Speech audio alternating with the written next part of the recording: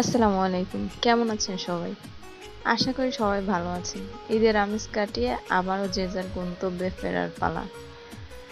তো বরিশালের মানুষ লঞ্চেই যাওয়া আসাটা সেরা মনে করি আমি। কারণ আমি গাড়িতে একদমই উঠতে পারি না। গাড়িতে উঠলেই আমার কয়েকবার বমি হয় আর আমি ক্লান্ত হয়ে যাই।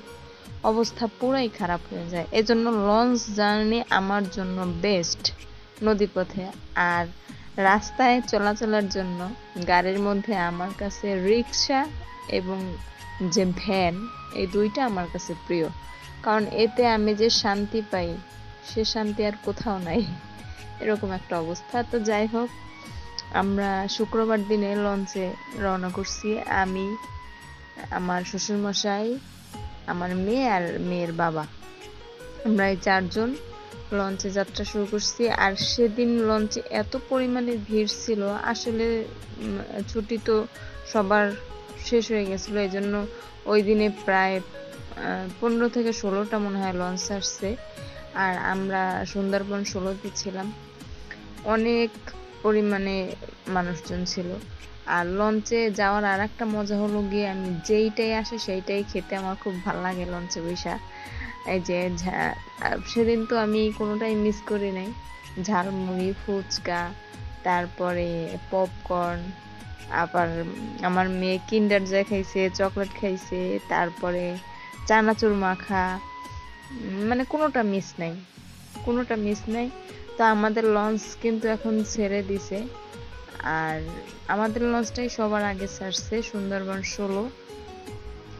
এরপরে আর কি আস্তে আস্তে করে একটা ছাড়ছে। আর কয়েকদিন ধরে এত পরিমাণে গরম পড়তেছে, আমি আসছি প্রায় আজকে 4-5 দিন হয়ে গেছে, কিন্তু একটা ভিডিও যে আমি এডিট করে আপলোড করব এইরকম কোনো মন মানসিকতা বা ফিল আমি পাচ্ছি না, যে এত পরিমাণে গরম।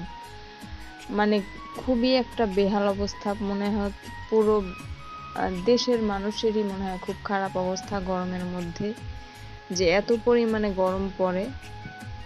তো আমার মেয়ের আবার কিন্ডার জয় নিয়ে আসছে, ওর দাদা কিনা দিছে।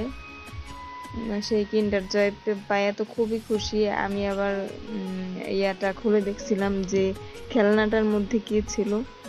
খেলনাটা এর আগে আমি যখন কিন্ডার জয় যতগুলা মানে খুলছি, এর মধ্যে আজকের খেলনাটা বেস্ট ছিল, অনেক সুন্দর ছিল। আর ওর আব্বু আবার সুন্দর করে সবগুলো সাজিয়ে গুছিয়ে দিছে। একটু সবগুলো তো আওলা জাওলা থাকে, ওগুলো একটু মেকআপ করে নিতে হয়। ওর আব্বু আবার সেগুলো দেখা তারপর সুন্দর করে সাজাই দিয়েছে। তো আমার মেয়ে হঠাৎ করে ওই খেলনা সাজাই দেওয়ার পরে আমার বলতেছে হঠাৎ করে, আম্মু ভাত খাবো ভাত খাবো। আমি বলছি যে কি রে, ভূতের মুখে রাম রাম, হঠাৎ ভাত খাইতে চাইছে। আমি তো ভাত দিছি, ও মাগো, দেখি সে ভাত নিয়ে আর সেই পুতুলরে খাওয়াচ্ছে। আমি বলি, ও এই হচ্ছে তোমার আসল কাহিনী, তুমি ভাত খাইতে চাইছো এই কারণে তুমি পুতুলরে খাওয়াবা। পরে আমি বলছি, আম্মু পুতুল তো ওইভাবে খাইতে পারে না, তো ওকে খাওয়ানোর জন্য আগে তোমার নিজের খাইতে হবে, তারপরে ও বুঝলে তারপরে খাবে, এরকম বইলে আর কি নিজে ওকে খাওয়াচ্ছিলাম, তাও খায় নাই। তো যাই হোক, আজকের ভিডিও এ পর্যন্তই। আসলে গাড়ি থেকে নামার পরে ব্যাগের মধ্যে পার্স সহ মোবাইল রেখে দিয়েছি, এর জন্য বের হওয়ার পরে কোনো ফুটেজ করতে পারি নাই।